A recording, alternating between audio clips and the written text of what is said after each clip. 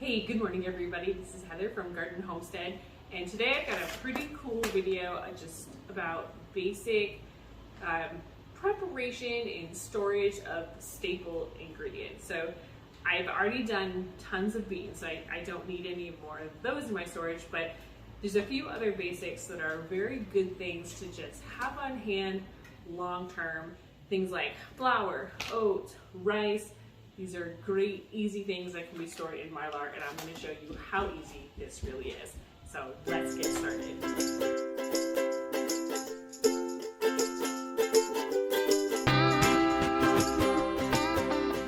Okay, so these are some basic things that I picked up at one of my local stores because they were on sale. So what a great opportunity to just grab some extra. And being that I bake and I cook, these are things that I want to have on hand anyway. So I decided that since I have some extra and I can get them at a discounted price, I'm going to put some into long-term storage. So let me show you just how easy this really is. We'll do the oats first because there's only one bag. I actually need to get more oats, clearly. So that's my sign. But what I'm going to do is, because I want to put these into Mylar, which is just a great long-term storage bag, keeps things dry and safe, and I can suck out the oxygen so that they will be shelf-stable. Probably, I'm going to ballpark about 10 years for these items if I do it correctly. Things like veggies that are freeze-dried, those can be closer to 25 to 30 years, but with these, I'm going to say I would expect about 10 years. So obviously check on your stuff as the time passes, but that's what I would expect to get from this. So what I do want to do is I want to make sure that I'm able to get the oxygen and the moisture out of this bag as well. So I am going to cut a slit in these because I'm going to put this stuff into the Mylar. But I am going to leave them in their original packaging. So just going to snip a little hole. My scissors are being difficult. Not too big because I don't want to make a mess. Just big enough that the oxygen and the moisture can get sucked out. Could I transfer it into this? Yeah. I just don't think I need to, so I'm not gonna.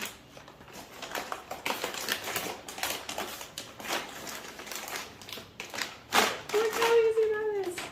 All right, it is that easy. That's why I don't change it. So like the rice, you'll see, that'll be a bit more of a struggle, but with bags that are so easy, why not? So moisture absorbers are optional. This is a thing that I do, but it's not a thing that's necessarily required or recommended.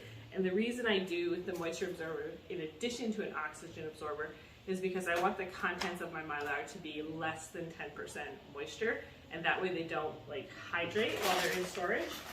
So I figure the oxygen absorbers and the moisture absorbers are cheap enough that there's no reason not to just throw it in. So oxygen absorber, I'll throw that in as well. I'm going to seal this up. I'm going to push out as much of the oxygen as I can. Seal the Ziploc. Now the Ziploc at the top, that's not enough to make this shelf stable long term. Okay, that will not lock out your moisture or your oxygen. So you want to make sure you do a heat seal as well. So I do have my thing right here. So you just put the bag in, push it closed, give it a few minutes, you'll hear it click. That's how you know that it has done its first heat seal.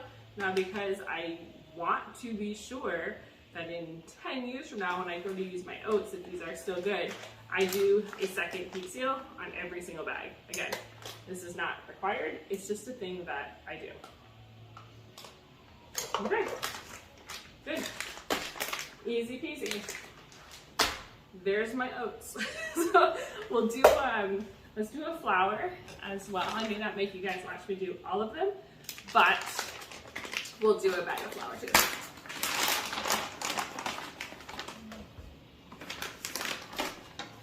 So again, I'm just gonna, I need to get new scissors, these ones are sticky. Just gonna put a little slit in it, not too big because I don't want to mess. I just want enough that like I can get the oxygen out of this extra bag. That was probably a little bigger than I really needed to go.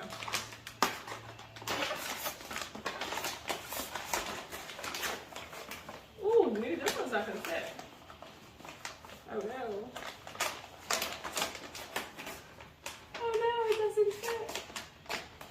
Wait, nope. Okay, that's okay. I have other Mylar bags. Or do I want to just take it out? You know what? I'm gonna take it out. Am I gonna take it out? Let me see if I have bigger Mylar bags. I think I have really big ones, and I don't want really big ones because those will be a pain to store. It won't kill me. I can transfer it over. It's fine. I was hoping to put them right in the same bag. It works so well with the oats. I've done this before. I just must have had bigger bags on hand. Yeah.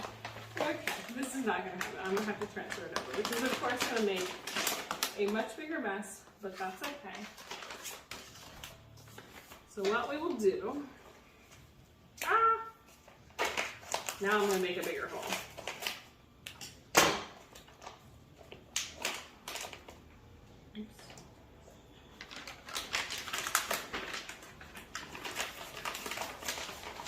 It's okay, it'll work just fine.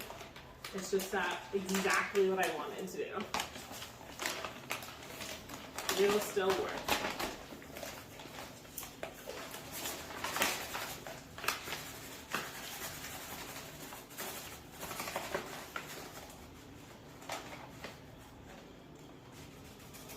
Actually, my whole reason for not wanting to switch them was that I didn't want to make like a mess. And that actually didn't make a mess. That was pretty easy.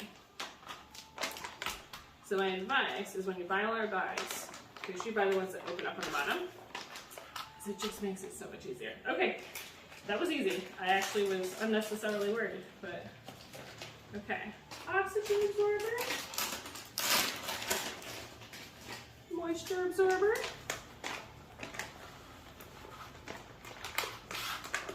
Whoop! Carefully push it out if you can. Zip, zip, zip. Back into the heat sealer. There's one. I flip it over. I don't really know if you need to do that. It's just a thing that I do.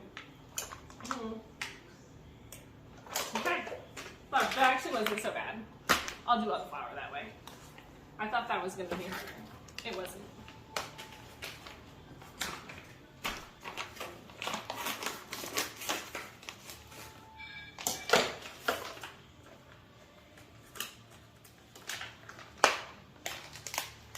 So buying a good quality, like Oats quality flour, you can get things like that on sale and store it long term.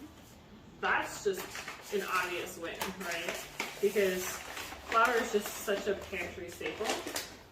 But I can't imagine ever being a time where I'm not gonna need flour. So.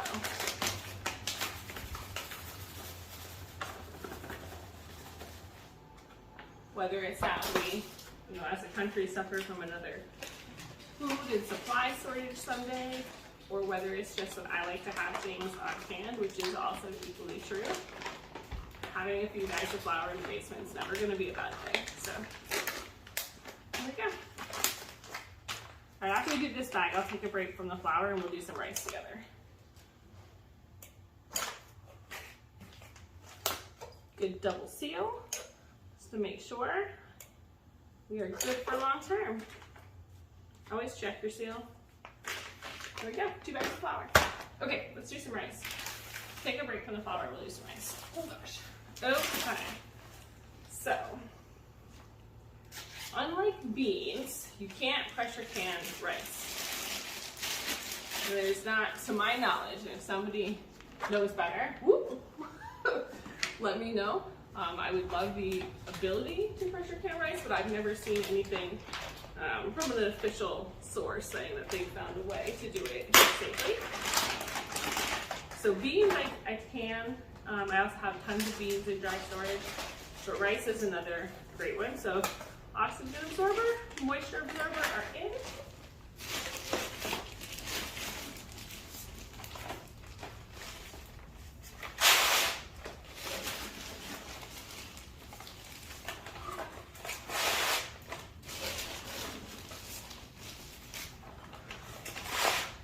We wish I had thought to do all of this stuff before COVID, but you know, you live and you learn, and now we know that sometimes the comforts of being able to get exactly what you want when you want it because you want it, it's not always going to be an option. So stick some staples in your pantry. That way you're never without. Especially if it's this easy, right? So you can get Mylar bags right on Amazon. They're not very expensive. You can get packages that'll have several different sizes. They'll have oxygen absorbers with them. You could probably get a pretty hefty package for like 40 or 50 bucks. You can get smaller packages. I go through a lot of Mylar, so for me, having a few hundred is not a big deal. But if you don't need that many, just buy a smaller package. And as far as like a vacuum sealer, so this is the one I have with my Harvest Right freeze dryer, but you can buy these as well. So it is a good, simple way to have the basics on hand.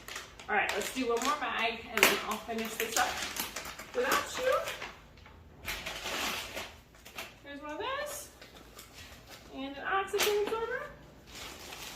Another bag of rice.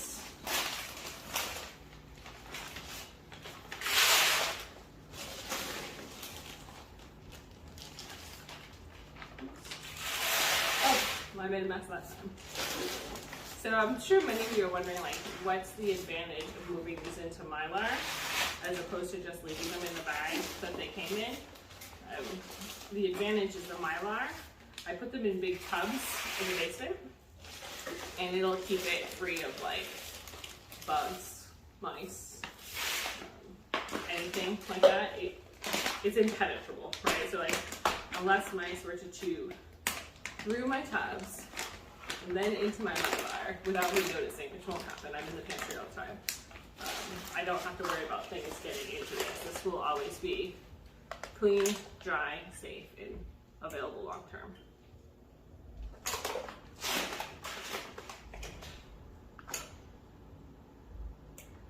Okay, all right. So before I do the rest of it, I'll just show you real quick how I mark these.